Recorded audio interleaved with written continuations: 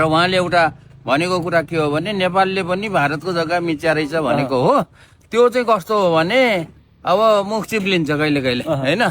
अब मिचेको पनि छ रहेछ, तर कस्तो तरिकाले भन्दाखेरि उहिले सुगौली सन्धिमा चाहिँ सिमाना जुन तोकियो त्यो चाहिँ खोला नदीलाई चाहिँ आधार मानेर सिमाना तोकेको रहेछ।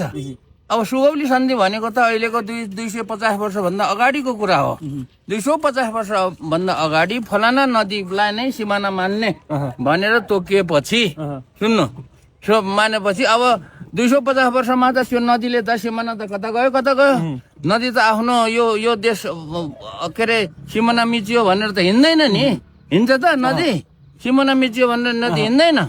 अब त्यो 250 वर्षमा चाहिँ सिमाना त्यो के अरे नदी हिँड्दाखेरि कहिले चाहिँ भारततिर पसेर हिँड्यो, कहिले नेपालतिर पसेर हिँड्यो। अब त्यही नदीलाई सिमाना मान्दाखेरि के भयो त भन्दाखेरि भारतको जग्गा नेपालतिर पनि आयो, नेपालको जग्गा भारततिर पनि गयो। पाएको त्यही हो। मान्छेले मिचेको भने कि होइन नेपालको जग्गा खोलाको दोष छैन। खोलाको के दोष?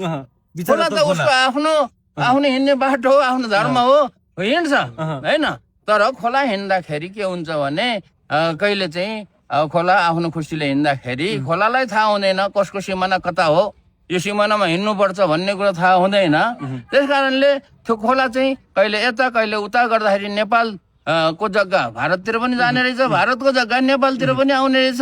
अनि त्यहाँको स्थानीय जनताहरूले खोला जता भए पनि अब त्यही अनुसार चाहिँ यताको मान्छेले उताको जग्गामा पनि के अरे खेती गर्दो रहेछ, उताको मान्छेले यताको जग्गामा पनि खेती गर्दो रहेछ। भएको कुरा यही हो क्या।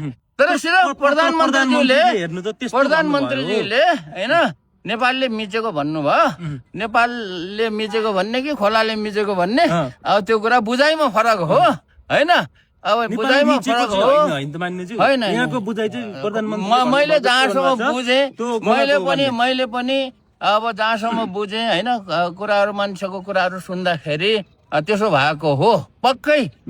के अरे नेपालले भारततिरको जग्गामा चाहिँ के भनौँ न अलिकति उता गएको पनि उताको जग्गा यता पनि आएको हो क्या।